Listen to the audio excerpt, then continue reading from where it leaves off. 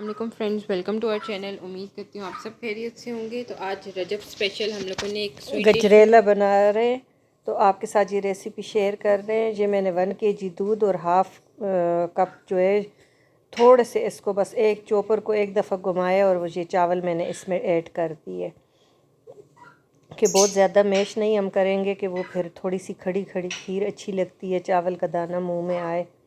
तो इसको हमने पहले दूध को बॉयल किया, फिर इसमें हमने चावल ऐड कर दिए। अब इसको हम बिल्कुल हल्की आग पे चावलों को गलाएंगे कि ये अच्छी तरह गल जाए और चावल फूल भी जाए, क्योंकि अगर हम तेज़ आग करेंगे तो चावल अंदर से कच्चा होगा और दूध जल्दी ड्राई हो जाएगा।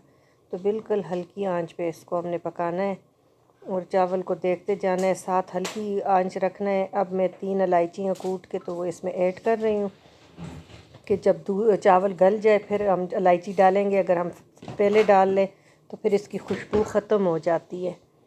तो अब इसको 3 गाजरें मैंने छोटी दरमियानी ली है, उसको कद्दूकश करके वो इसमें मैंने ऐड कर दिए। चावल बिल्कुल डन हो चुका है और अब गाजर भी अपना पानी छोड़ेगी, तो इसमें गाजर गल जाएगी। गाजर का जो अपना पानी होगा वो इसमें गाजर गला लेंगे। हमने जो खीर थी वो बिल्कुल रेडी हो गई थी।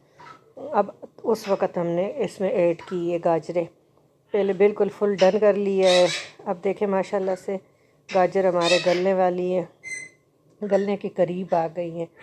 इसका कलर आपको दूध पे ऐड नज़र आ रहा है। अब हमने 3 टेबलस्पून इसमें शुगर ऐड कर ली है 1 kg में। आप फिर चख सकते हैं, गाजरें भी मीठी होती हैं तो उसमें आप अपने घर के मुताबिक जैसे आपके घर में पसंद किया जाता है मीठा, वो आपने इसमें ऐड कर देना है और 10 मिनट इसको ऐसे पकाना है। फिर आपने चखना है कि चीनी बिल्कुल मेल्ट हो जाए।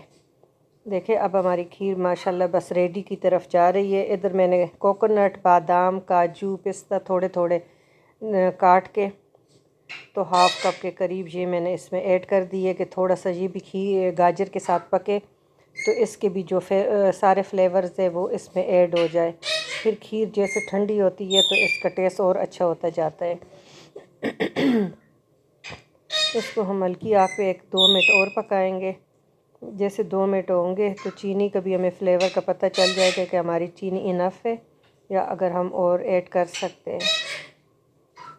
अब ये थोड़ी सी दूध से आप बाय टेट्रा पैक की क्रीम भी इसमें ऐड कर सकते हैं।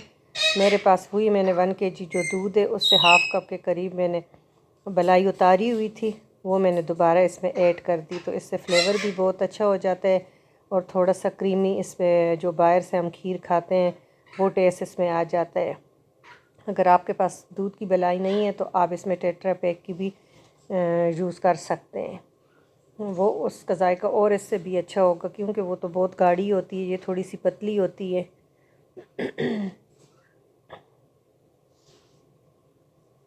अब हमारी खीर बिल्कुल गाढ़ी हो गई है,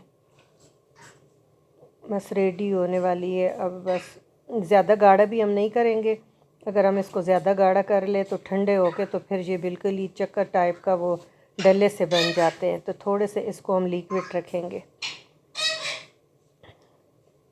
माशाल्लाह से ये डन हो गई है।